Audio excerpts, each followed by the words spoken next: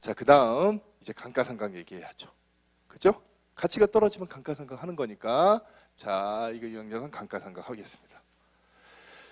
유형자산의 가치가 감소하기 때문에 감가상각을 합니다. 감가상각을 부르는 영어의 이름은 depreciation이에요. 아까 잠깐 예를 들었지만 100만 원짜리가 어느 날은 0이 될 터이니 각각의 기간에 대해서 비용을 인식하자는 얘기예요. 그런데 조금 더 나가볼까요?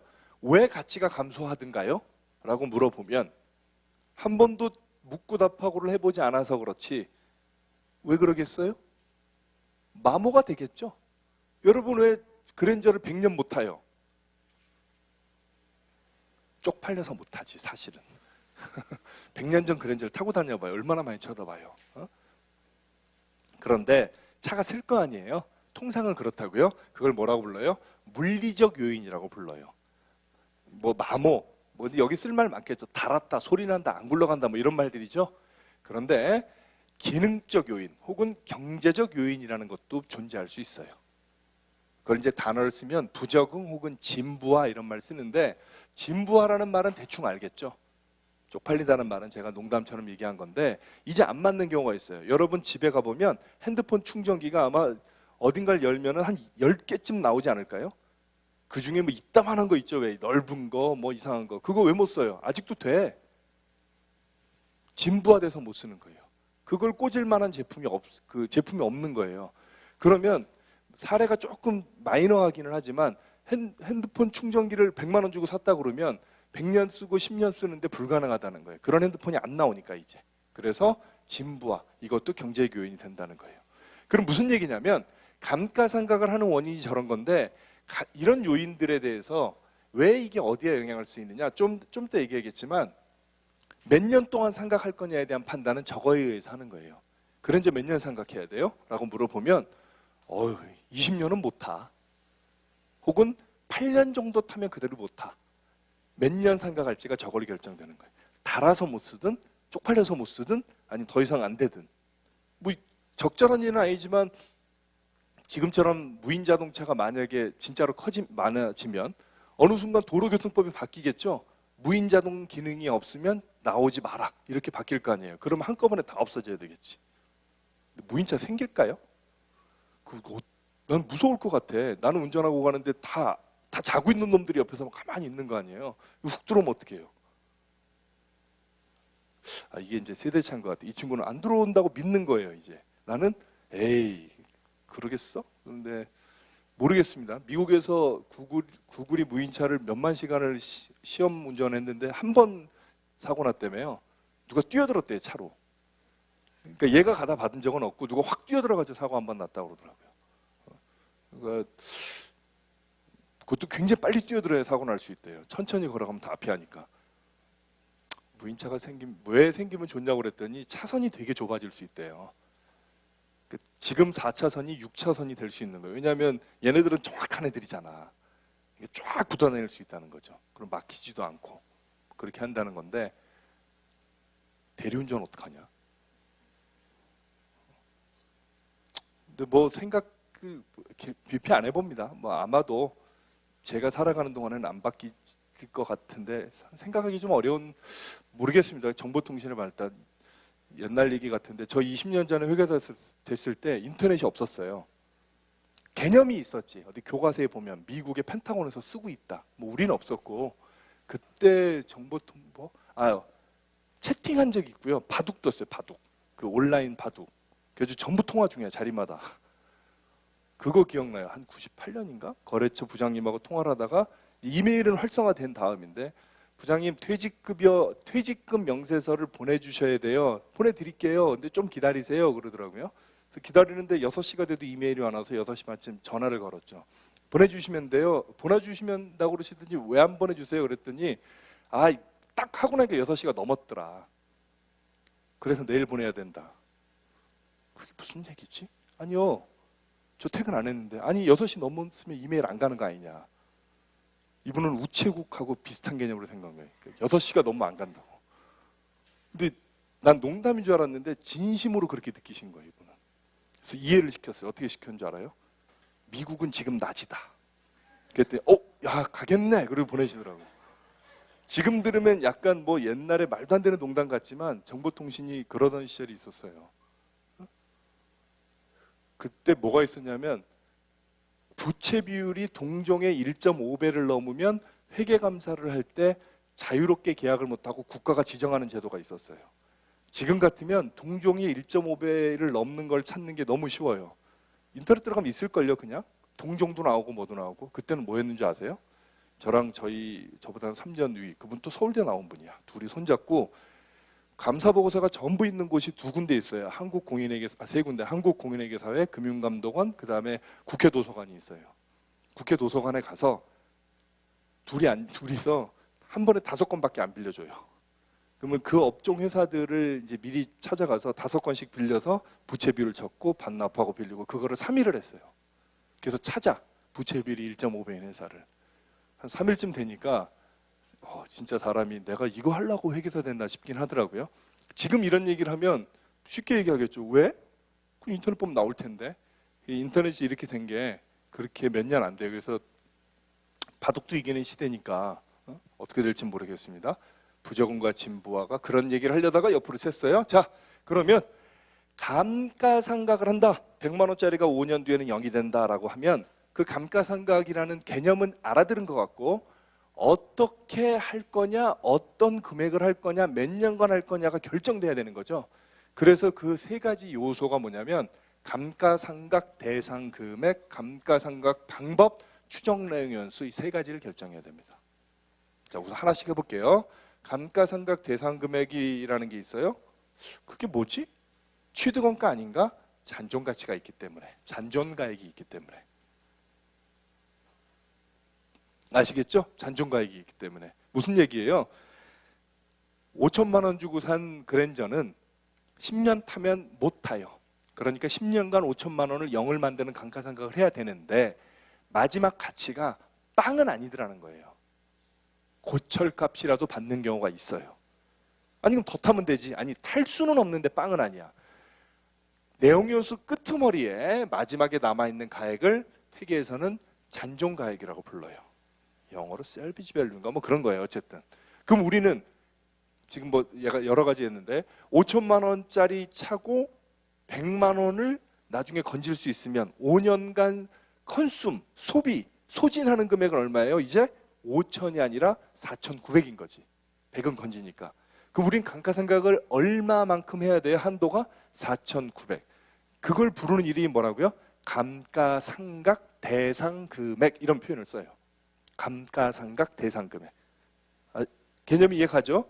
그 다음은 내용 연수를 구해야 돼요. 몇 년? 뭐 이렇게. 그죠? 그 얘기도 했죠. 세법은 따른다고 주로 그냥 편의상. 세 번째는 감가상각 방법을 따져야 됩니다. 방법을. 자, 이제 차차 공부하겠지. 바로 아래 있어요. 무슨 얘기냐면 제가 이렇게 직선으로 내려온다고 얘기했지만 실제로 가치가 이렇게 떨어지기보다는 다른 방식으로 떨어지기 때문에 그래요. 떨어지기는 하는데 대표적인 예가 그러니까 이렇게 직선으로 떨어지는 걸 정액법이라고 그러는데요. 대표적인 게 핸드폰이나 외제차는 한 달만 지나도 뚝 떨어지잖아요. 근데 저 뒤로 가면 좀 유지가 되고 그 방법을 정해야 되는 거예요. 자, 바로 들어가죠. 방법이 있는데 한 4가지가 통상적으로 사용되는 겁니다. 이거 말고도 몇 가지를 더 개발된 거는 있어요. 근데 실무적으로 사용되는 거는 이 정도, 학습 목적도 이 정도면 충분할 것 같아요. 자, 가장 심플한 방법, 직선으로 뚝 떨어지는 거 정액법. 정액법. 자, 이제 가지치기를 합니다. 그것만 우리는 한번 공부한 적이 있잖아요. 가볍게. 정률법이라는 게 있어요. 일정한 퍼센트로 떨어지는 거예요. 예를 들어 매년 10%. 여러분의 상식을 한번 테스트 해볼까? 이게 정액법이에요. 그러면 정률법은 이 모양일까요? 이 모양일까요? 아래 거, 위에 거. 매년 10%면.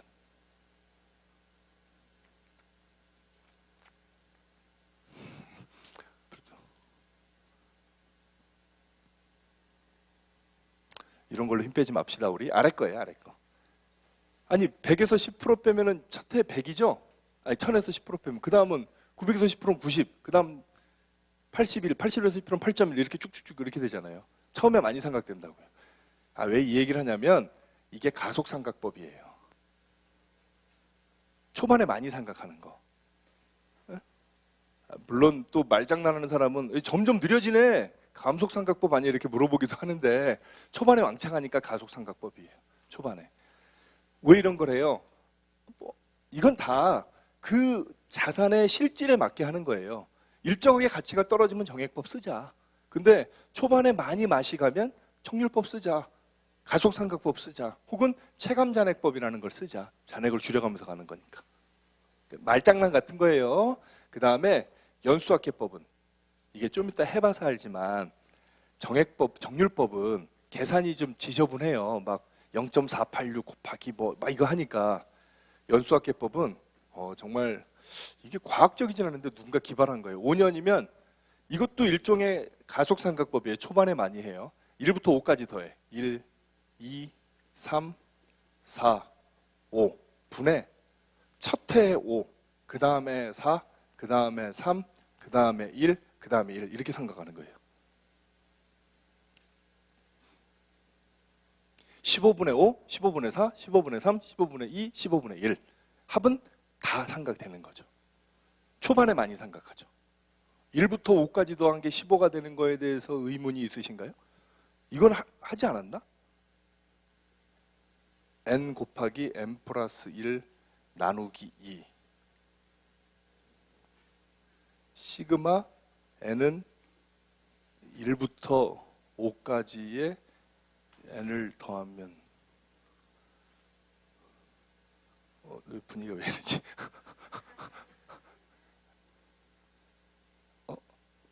아니 알죠? 아는데 지금 저걸 설명하고 있으니까 내가 안심해서 그러는 거죠? 저 수학 잘해요. 회계사로 20년을 먹고 살았는데 산수는 잘합니다. 이제 수학은 뭐 이제 거의 남의 나라 얘기가 됐지만 자, 연수를 합계한 다음에 연수의 역순으로 내려가는 거예요. 귀찮아서 누가 만든 걸 거예요.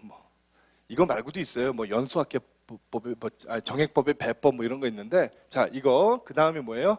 생산량 비례법. 이건 뭐냐면 자 2차 30만 킬로 가요. 그럼 감가상각 어떻게 해요? 30만 분의 올해 얼마? 30만 분의 얼마? 굳이 표현하면 1, 2, 3, 4 중에서 가장 과학적인 게 뭐예요? 생산량 비례법이지. 그죠? 왜 정확히 생산량을 하니까. 근데 가장 말이 안 돼. 왜? 정확한 생산량을 알아요? 못하죠. 저건 아마 법에 의해서 생산량이 정해진 경우에 저렇게 할 수 있을 것 같아요. 원자력 발전소 30년 하고 없애버려야 돼. 혹은 100만 와트 생산하면 없애야 돼. 공기 저감 장치 이런 것들 그런 건 가능하겠지. 자 이렇게 얘기합시다. 여러분 학습 목적으로는 책에 있어요. 통과. 실무적으로는 세법을 따라요. 통과. 끝. 됐죠? 실무에서도 물론 세법에서도 정액법이나 정률법은 좀 선택하게 돼 있어요. 그럼 이렇게 얘기하겠습니다. 여러분이 어느 회사의 회계 담당자가 됐는데 이미 쓰고 있는 방법이 있어요? 그걸 쓰면 돼요. 여러분이 결정할 수 있어요? 정액법 합시다 우리. 서로 편하게. 귀찮단 말이에요. 저거 서로 힘들어요. 됐죠 이제? 자 무슨 방법이 맞느냐는 여기서 논의할 건 아닌 것 같아요. 그리고 이렇게 보니까 여기 예제 102페이지에 있는 걸 풀자고 해놨죠? 나누기를 실패한 거가 아니에요. 저기다 쓴 거는. 이게 문제가 커서 한 페이지에 막 넣으려고 제가 넣은 거예요. 이제부터 예제 102페이지에 있는 거를 여러분들과 같이 공부할 거예요. 102페이지에 보면 뭐가 나와 있냐면 이제 감가상각에 대한 예제가 나와 있어요. 자, 이건 여러분이 손으로 완벽하게 계산하는 것까지 욕심내기에는 지금 조금 빨라요. 그러나 다 보여드리고 실무라면 나중에 실무에서 엑셀을 이용해서 하면 되고요. 수업 목적, 학습 목적이라면 중급회계 위해서 다시 한번 할 거예요. 그러나 우리는 여기서 알고 갈 겁니다. X 1년 1월 1일 기계장치를 구입했고요. 100만 원 줬어요. 기계장치는 4년 동안, 내용연수가 4년 됐네요. 잔존가치는 10%예요. 그러면 감가상각 대상 금액은 얼마예요? 90만 원이 되는 거죠.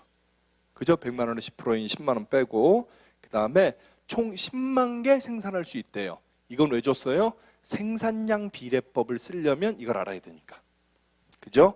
자, 그럼 우리 감가상각 요소 세 가지 했어요. 감가상각 대상금액 90만 원, 내용연수 4년, 방법은 1, 2, 3, 4 다 나올 거예요.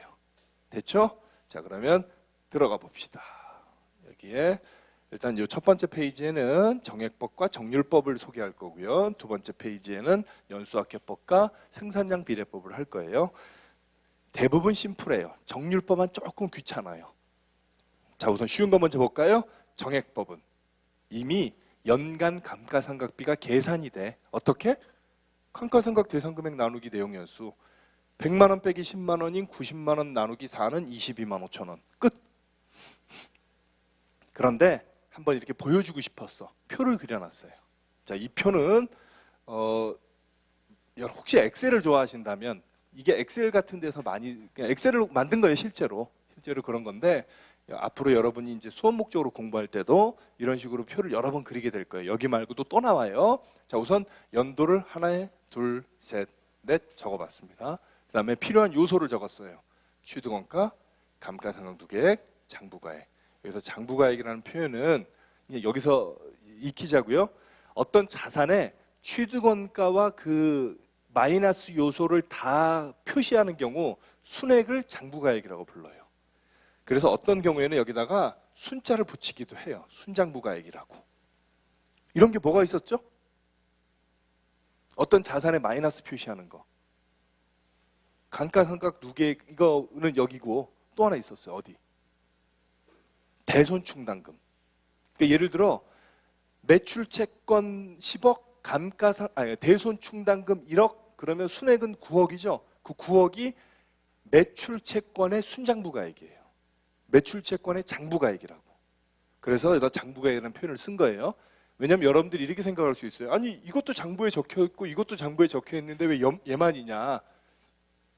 우리가 쓰는 언어예요. 언어.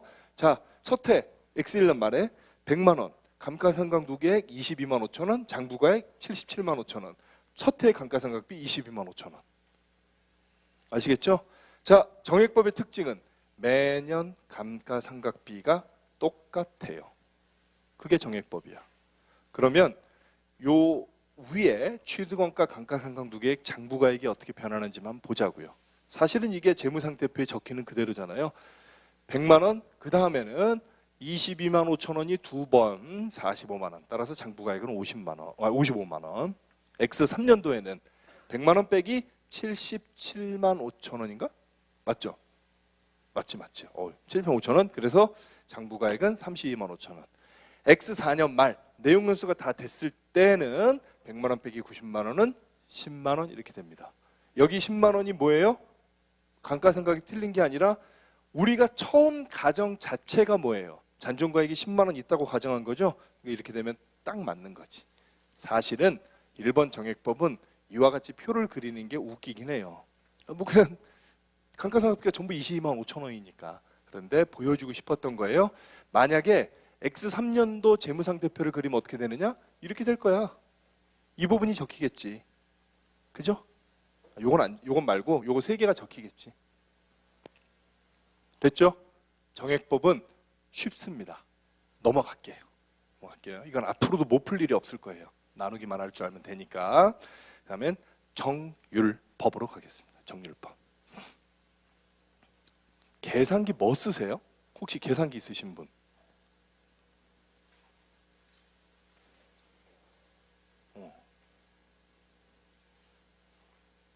핸드폰을 쓰시는 거는 뭐 일상생활은 상관이 없는데 수업 목적으로는 놀라운 걸 쓰는데 좀 줘보세요. 이걸 다 쓰죠 지금도?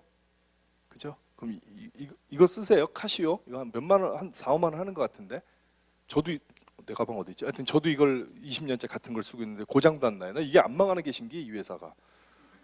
저도 이거 20년 쓰고 있거든요. 뭐 떨어뜨리고 뭐 발로 밟고 해도 불사수처럼 다시 일어나요. 이거 조금 이 다음 시간이나 계산기 사용법을 하나 알려드리려고 그러는데 일단 됐고 던져서 미안. 이거 안 부셔져요. 그런데 자 정률법을 할 겁니다. 정률법을 해보시오 이런 건데 이제 여러분 교재 요구사항이 그렇게 돼 있으니까 근데 감가상각률이 0.483이라고 줬죠. 0.483을 줬단 말이에요. 이거 어떻게 된 거예요? 물론 줬으니까 상관이 없는데 이것도 구하는 공식은 있어요. 할까 말까? 이게 뭐 루트 나와요. 안 하는 게 낫겠죠? 루트 여기에 n 나오고 뭐 이런 거예요. 하지 맙시다. 뭐 가지고 뭐 우리는 주어진 걸 받으면 되니까. 실무에서 뭐가 있다고요? 더존이 있거든. 그 고민할 필요가 없는 거예요, 우리는. 자, 매년 43.8%가 떨어진다는 거예요. 그럼 어떻게 되느냐? 제가 결론만 얘기할게요. 자, 이거 좀 아래에 있으니까 제가 위로 올리겠습니다. 이렇게 하면 100만 원이 10만 원 돼요. 이걸 역산한 게 0.438이에요. 누가 계산했다고요? 뭐 이런 거 많이 해놨어요, 이미. 루트 n분의 내용연수, 뭐 취등원가, 잔존가 이런 거 하는 거예요. 됐죠? 자, 그러면 연간 감가상각비를 정률법에서는 어떻게 구하느냐? 이거는 감가상각률을 곱합니다. 근데 어디다 곱하느냐? 100만 원 곱하기 0.438? 아니에요. 감가상각 대상 금액인 90만 원 곱하기 0.438이구나. 그것도 아니에요. 90만 원을 43%를 해버리면 2년, 3년 지나면 다 100이 넘어버리는데 미상각 잔액 곱하기 하는 겁니다. 미상각 잔액이라는 건 뭐냐면 감가상각이라는 걸 할 때 여러분 앞에 회계 스타트에서 공부해서 알겠지만 감가상각은 기말수정분계로서 연말에 한 번 하죠, 보통. 그죠? 그때 장부가액을 보고 순장부가액을 보고 곱하기 0.438을 한다는 거예요. 남은 거에 43%, 남은 거에 43% 이렇게 해요. 네? 되겠죠? 아니, 감가상각이라는 게 실제로 이렇게 가치가 떨어지지만 정액법이라고 할 때 매일매일 감가상각 회계 처리를 할 수는 없잖아요. 그럼 직원 뽑아야 될 거야, 아마. 걔는 이것만 하는 거지. 하루 종일 오늘 하나, 내일 하나 이렇게 1년에 한 번만 한단 말이에요, 이렇게. 그때 정률법은 물론 이렇게 떨어질 텐데요. 요날 작년도 말 감가상각 해놓은 거를 놓고 거기다 곱하기 43%가 올해 감가상각비가 된다는 거예요. 그거를 조금 우아하게 표현하면 미상각 잔액. 사실은 그 말은 장부가액이랑 같은 말이에요. 전기 장부가액이지. 기초 장부가액이 돼요. 미상각 잔액은 뭐냐면 취득원가에서 여지껏 감가상각 누계액을 얘기하는 거예요. 자, 말이 좀 어려워요. 그러면 바로 이걸 보고 하겠습니다. 자, 첫 해부터 감가상각비를 구하면 돼요. 첫 해 감가상각비는 어떻게 구하느냐? 자, 보세요. X1년 말이면 굳이 말하면 X1년 초가 있겠죠, 여기. 이거 X1년 말이잖아요. 안 썼지만. 이 감가상각하기 직전에 얼마였냐 이거죠. 취득원가 얼마? 100만 원. 감가상각 누계액 얼마? X1년 감가상각하기 직전이라면 12월 31일이면 괜히 또 어렵게 만들었고 감가상각 한 번도 한 적이 없죠. 그죠? 그럼 장부가액이 얼마예요? 100만 원 그대로잖아요. 100만 원에 43.8%가 첫 해 감가상각비라고요. 응?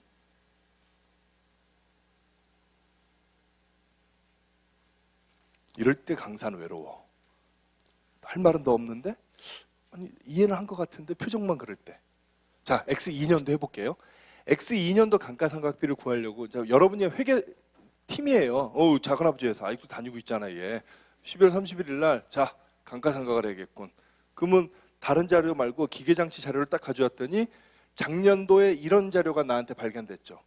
그죠? 작년 연말에 100만 원에 산 거를 43만 8천 원 감가상각을 해서 순장부가액이 56만 2천 원인 걸 발견을 했죠. 올해 몇 프로 감가상각을 한다고요? 43.8%, 0.438 감가상각해요. 어디다 곱한다고? 여기다가. 응? 미상각 잔액에다가 감가상각을 했더니 얼마예요? 24만 6,156원이 나와요. 올해 감가상각비는 얼마예요? 246, 156이 되는 거예요. 그러면 X2년 말 재무상태표를 그렸을 때 감가상각 누계액은 얼마가 되느냐? 438000 더하기 246156을 하면 684156이 될 겁니다. 되죠? 되죠? 그러면 X3년도 감가상각을 어떻게 하는 거예요? 이제는 알지. 어떻게 한다고? 844 곱하기 0.438을 하면 138340이 돼요. 그래서 올해 감가상각 누계액은 얼마가 되냐면 684156 더하기 822496 합니다. 어떻게? 더하기 아니 684156 더하기 138340을 하면 822496이 돼요. 그럼 장부가액은 얼마가 되느냐? 177504가 돼요. 되겠어요? 그러면 X4년도 마지막 해는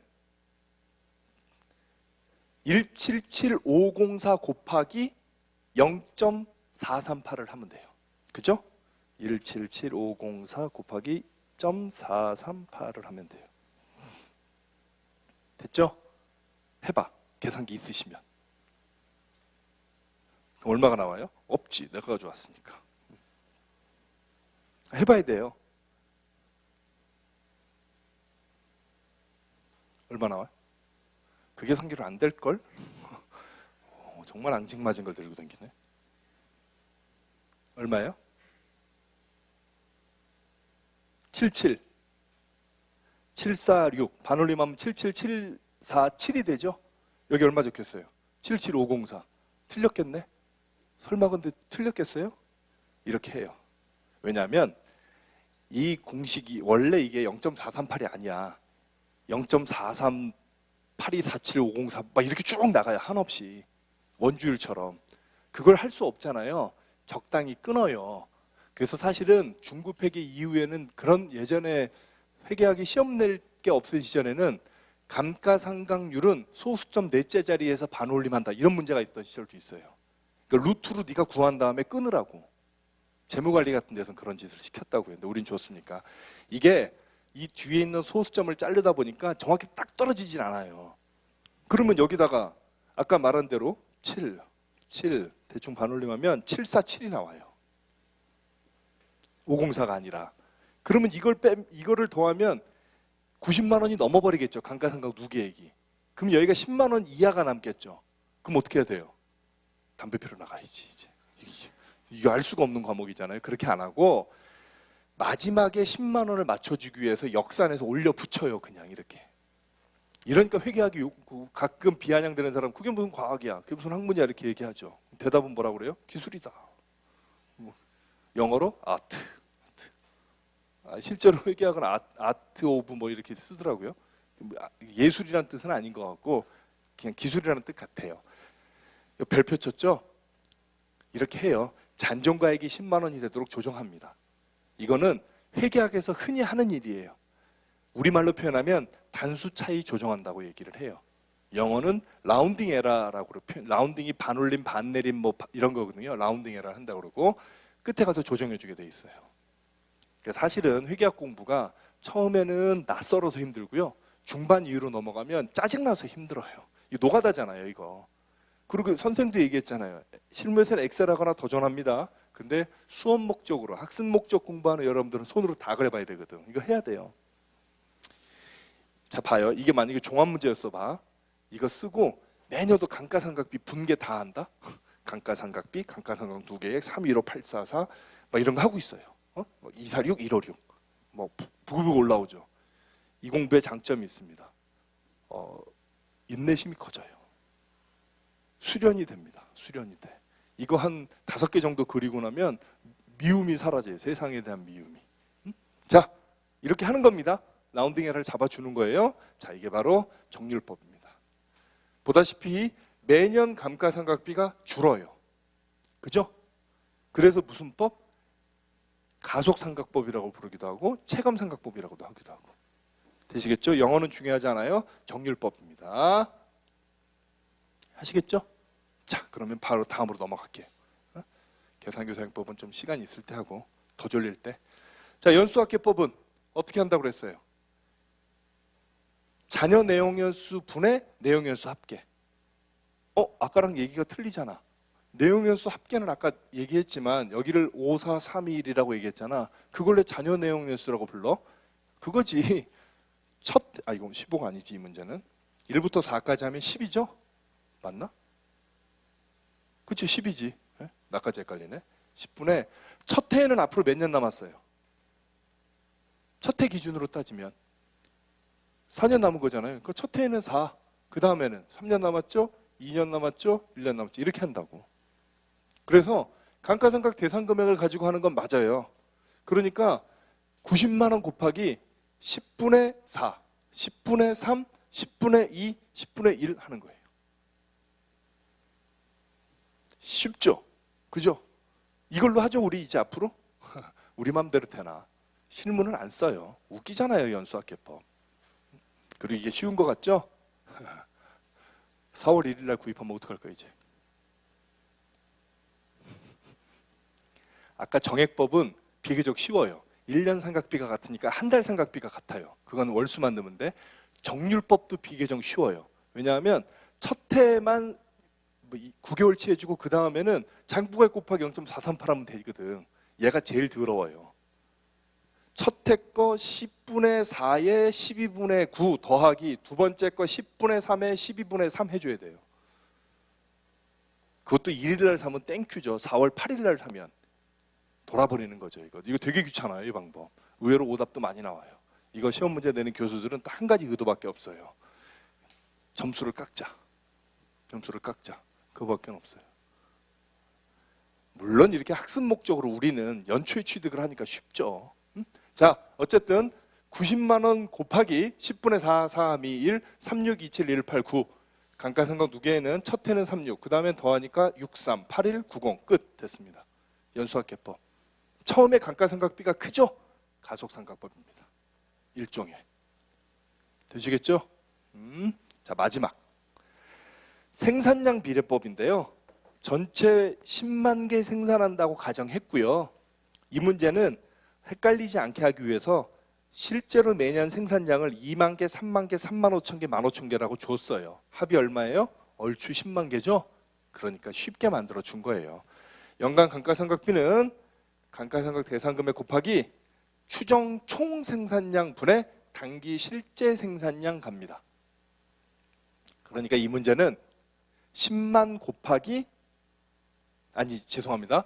90만 원 곱하기 10만 분의 2만, 10만 분의 3만, 10만 분의 3만 5천, 10만 분의 1만 5천 하면 되는 거예요. 그래서 계산이 첫 해 18만 원, 그 다음에 27만 원, 31만 5천 원, 13만 5천 원 됩니다. 추정 생산량과 실제 생산량이 일치했기 때문에 감가상각이 된 총 금액이 90만 원으로 끝나는 거예요. 되겠죠? 생산량 비례법입니다. 실무적으로는 뭐 제가 세상을 다 아는 건 아니지만 저는 본 적 없어요. 저는 본 적 없어요. 되시겠죠? 자, 아마 여러분들이 이 정도만 해도 사실은 많이 배운 거예요. 충분히 많이 배운 거고요. 제가 여담으로 드리면 실무는 정액법과 정률법 정도만 써요. 거의 정액법과 정률법 정도만 써요. 그렇게 이해하시면 돼요.